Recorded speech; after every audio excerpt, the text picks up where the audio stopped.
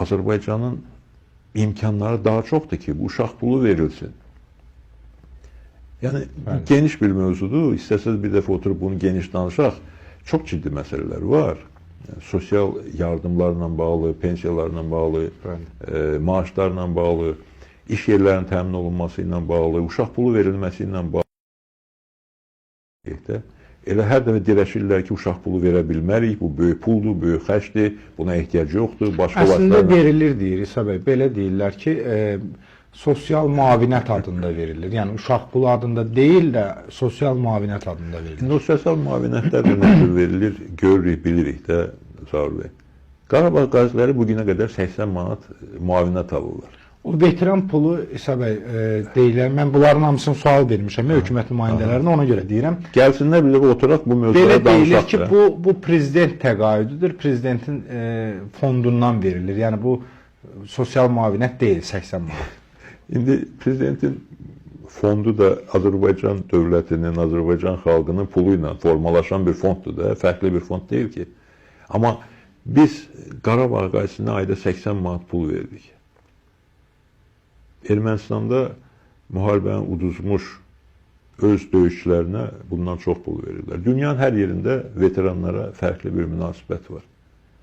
Və veteranlara vəsait ödənilirmi? Yəni mən çox yerdə ödənilmir deyə bilirəm. Dəqiqləşdirərik. Dəqiqləşdirərik, ancaq kifayət qədər... Yaralılara demirəm, amma sadəcə veteranlara, iştirakçılara.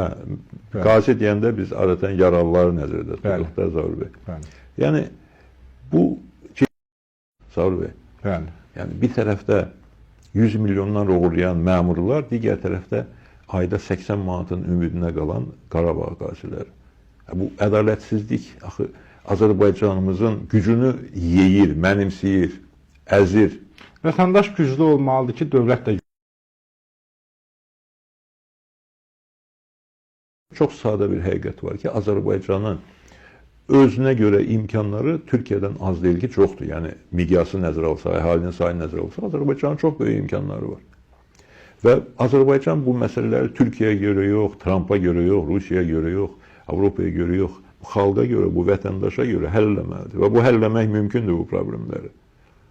Bunu mütəxəssislər deyirlər, iqtisadçılarımız deyirlər, vətəndaş cəmiyyət nümayəndələri deyir, jurnalistlər yazır, biz Müsavat Partiyası və digər siyasi qüvvələr müəyyən həqiqətləri dilə gətiririk.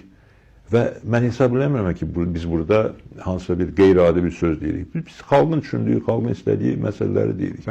Və kimsə də, bəzən mən görürəm ki, bu cür məsələləri biz dilə gətirəndə, kimlərsə deyir ki, bu populizmdir. Populizmdir. Mən bunu populizm hesab eləmirəm. Mən xalqın, vətəndaşın dərdini danışıram. Ancaq əgər populizmdirsə, hakimiyyət bu problemi həll eləsin və siyasətçilərin, başqalarının populizmdən qazandığı nüfuzu bir gedişdən hakimiyyət qazansın da öz üçün. Nə problem var ki? Qutarsın bu rüşvətxorluğu, korrupsiyanı və monopoliyanı bitirsin və vətəndaşların yaxşı yaşamasına şərait yaratsın. Bu imkanlar var. Bunu eləsin, o zaman da başqalarının danışmağa sözü qalmasın da, elə qoy bütün dividendi, reytingi hakimiyyət toplasın. Bu üçünlər eləsinlər. Niyə eləmirlər? Doğru. Belə İsa bəy, təşəkkür edirəm sizə gəldiyiniz üçün və fikirlərinizi bizimlə Siz də sağ olun. paylaşdığınız